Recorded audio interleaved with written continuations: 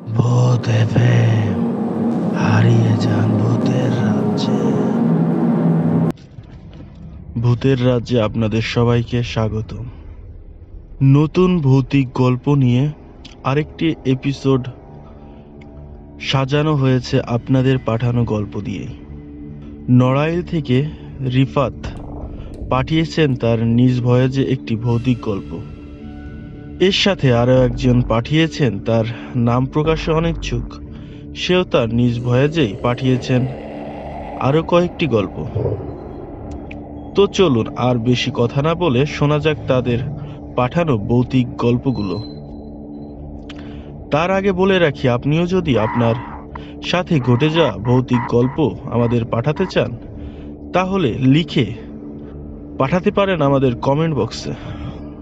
কমেন্টে লিখে পাঠিয়ে দিন আপনার ভৌতিক গল্প। চলুন শোনা যাক নড়াইল থেকে রিফাতের পাঠানো তার ভৌতিক গল্পটি। আমার এক ফ্রেন্ডের সাথে ভয়ঙ্কর ঘটনা ঘটে। সেটা হচ্ছে, সে যখন ঢাকা থাকতো, তার বাবা একটা সরকারি চাকরি করে। ঢাকা থাকা অবস্থায় তার বাবার পোস্টিং হয়ে আর কি চট্টগ্রাম যায়। যাওয়ার পর বাসাটা ছিল হচ্ছে একটা ফ্ল্যাট বাসা ভাড়া না আর কি। বাসাটা হচ্ছে পাঁচতলা হলে তারা থাকতো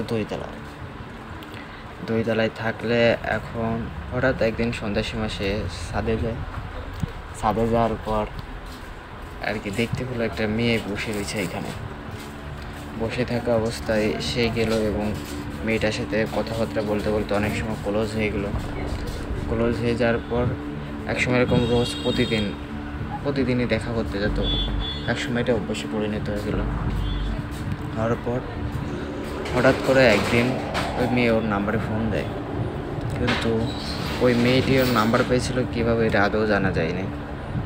না গেলে একদিন সেই মেয়ে তাকে একটা গিফট দেয়, একটা শোপিসের মতো, তো খুব অদ্ভুত দেখতে হওয়ার পর সে নিল যে হয়তো বা ভালোবেসে দিয়েছে অথবা যেরকম হোক দিয়েছে, সে রাখলো গিফটটা নিজের কাছে।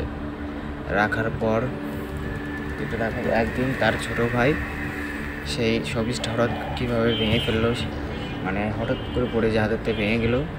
যার পর সেই ভাইটা অনেক কান্নাকাটি করলে এখন সে আসে দেখে যে তার ভাই প্রচুর মারের দাগ, এবং সে অনেক ভয়তে অন্য রকমের একটা তার ভয়ঙ্কর চেহারা, মানে চোখে ভাসলে ভয়তে কান্নাকাটি করে আসতেছে করলে। এখন একদিন সে হুজুর ডাকলো তাদের বাড়ি। ডাকলে এখন সব কথা এরকম খুলে বলার পর এখন ওই শোপিসটা দেখালো, কিন্তু শোপিসটার ভিতরে অদ্ভুত কিছু আরবিতে লেখা ছিল কিছু যেন। এখন সে হুজুরটা সে শোপিসটা দেখে বললো যে এই শোপিসটা দিয়ে তাকে হিপনোটাইজ বা ওরকম কিছু করা হয়েছিল। কারণ সে যখন ওই রিলেশনের মধ্যে ছিল, থাকার পর সে হঠাৎ কীভাবে ছাদে চলে যেত সে নিজেও জানতো না। কয়েকদিন পর তাকে ছাদে পাওয়া যেত, সে ছাদে ঘুমাতো, করতো, ওইখানেই পাওয়া যেত। তারপর সেই যে নাম্বারটা মেয়েদের সাথে কন্ট্যাক্ট করতো, সে একদিন সে টেলিকম্পের অথবা মোবাইল সিম যেখানে ঠিক করে ওইখানে গেল। যাওয়ার পর দেখে কি সেই নাম্বারে কোনো সিমই খোলা নাই। এটা দেখে যতটুকু অবাক হয়েছিল, তখন বাড়িওয়ালার সাথে কথা বলে দেখলো যে ওই মেয়েটা থাকতো তিনতলায়, বলছিল তিনতলায় পড়েছে, ওইখানেই থাকে। কিন্তু ওই তিনতলা আজ 2 বছর ধরে তালা মারা, ওইখানে কেউ থাকেই না। ভূতের রাজ্যে আপনাদের সবাইকে স্বাগত। নতুন ভৌতিক গল্প নিয়ে আরেকটি এপিসোড সাজানো হয়েছে আপনাদের পাঠানো গল্প দিয়ে। এর সাথে আরও একজন পাঠিয়েছেন তার নাম প্রকাশে অনিচ্ছুক, সেও তার নিজ ভয়েজেই পাঠিয়েছেন আরও কয়েকটি গল্প। তো চলুন আর বেশি কথা না বলে শোনা যাক তাদের পাঠানো ভৌতিক গল্পগুলো।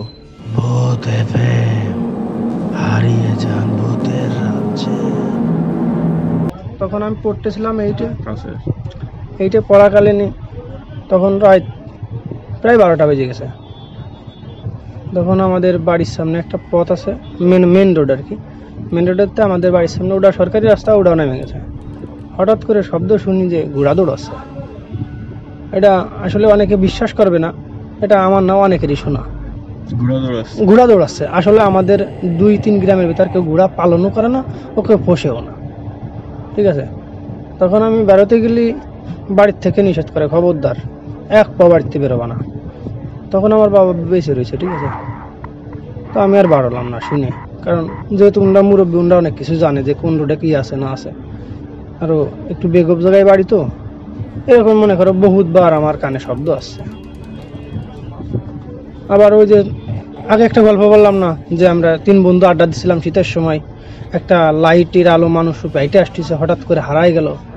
কিন্তু এর ভিতরে অনেক কাহিনী আছে, আমরা অনেক অনেক খোঁজাখুঁজি করছি, এদের ধরার লাগে এরকম মনে হয় 3-4 বার দেখছি, কিন্তু কোনোদিনও কেউ ধরতে পারিনি সরাসরি। আলো দেখে ধরার চেষ্টা করছিল, আলো দেখে ধরার চেষ্টা করে কিন্তু পারি না।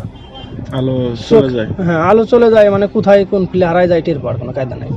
3টা মোড় আছে, 3টা মোড়ের থেকে ওরা কিরণ ধরেই 3টা মোড়ে আসে, ওই যে কোনো 3 মোড়ের থেকে এক জায়গায় হারাই চলে যাবে, কেউ পাবে না তালাশ করে। কিন্তু এর মাঝের থেকে ওরা হারায় না, কারণ ওটা ভূত না, ওটা আছে জিন। ওখানে আছে একটা বড় তালগাছ, তালগাছটা অবশ্য মারা গেছে, এখন ওখানেই থাকতো, ঠিক আছে। এরকমের বহুত বার আমি দেখছি। এই কিছুদিন আগে, এই তো সামান্য 24-25 তারিখ, এই 23 সালেই আমি তো আমার কলের ঘাটের থেকে ভয় পেয়েছি। ভয় পেয়ে তো আমার জ্বর মরা এসে গেল, একেবারে বেকার অবস্থা। কি হয়েছিল সেদিন? সেদিন তো আমি ওই যে দোকান থেকে বাড়ি গেলাম, দোকান থেকে বাড়ি যে হাত মুখ ধুলাম, একটু ঝড়ের আভাস আসলো, টিউবওয়েলে যে পাটা ধুচ্ছি, হঠাৎ করে একটা আলোর কিরণ দেখে আমি ভয় পেয়েছি। আপনার দিকে আসতেছিল? দিকে আসতেছিল, আমি মনে করছি আমার পিছন থেকে কি আসে, হয়তো বা জড়ায় ধরবে, নাইতে কামড় দিবে। আমি তো মনে হচ্ছে যে কোনো একটা প্রাণী। পরে তাকাই দিয়ে আসলে কিছুই না, আমার তো গতর গা লোম টুম একেবারে খাড়াই গেছে গা। তারপর কি করলেন? তারপর কি করবো, আস্তে আস্তে হাত পা ধুয়ে, তখন আর কিছু খাইতে মন চায়নি।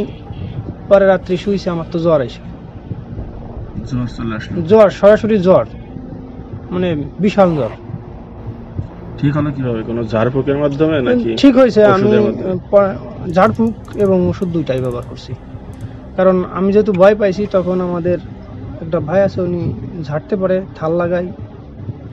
ওনার ওখানে সকালে গেলাম, সকালে গেলে উনি থাল লাগালো। থালটা প্রায় ঘন্টা খানিকের মতো আমার পিঠে ছিল লাগে। তারপরে পড়ার পর আমি আসছি। মানে থাল পিঠে লাগাইলে ভয় কেটে যায়? থাল পিঠে লাগাইলে ভয় ভয় কাইটে যায় নাকি জানি না, তবে থাল লাগায় মানুষ, আমি এতটুকু জানি, থাল লাগাইলে ভালো কাজ হয়। যে কোনো মানে বিষয়ে, মানে শরীরে সমস্যা থাকে না, সমস্যা দূর হয়ে যায়, মানে নাড়ির থেকে যে ভয়টা, ওটা উঠে চলে যায়। আসলে এটা আমার বাস্তব জীবনের কাহিনী। তারপরে সুস্থ হয়ে গেলেন? তারপরে আমি ডাক্তারের কাছে গেলাম, মানে সুস্থ। ওনারা একদিন পাইছিলাম বাড়ি, উনি একজন ফকির মানুষ, তো বাড়ি থাকে না ঠিক মতো। ঠিক মতো বাড়ি পান নাই? না, ওই একদিনই পাইছি, ওই একদিনই লাগাইছি। এরকম কি আর কোনো ঘটনা ঘটছে আপনার সাথে? এরকমের আরো ঘটনা আছে, কিন্তু বড় বড় কাহিনী, বড় বড় কাহিনী অনেক জায়গায় থেকে আছে। যেমন ঢাকা ধানমন্ডি ছিলাম, তখন ওখান থেকে একবার ভয় পেয়েছিলাম।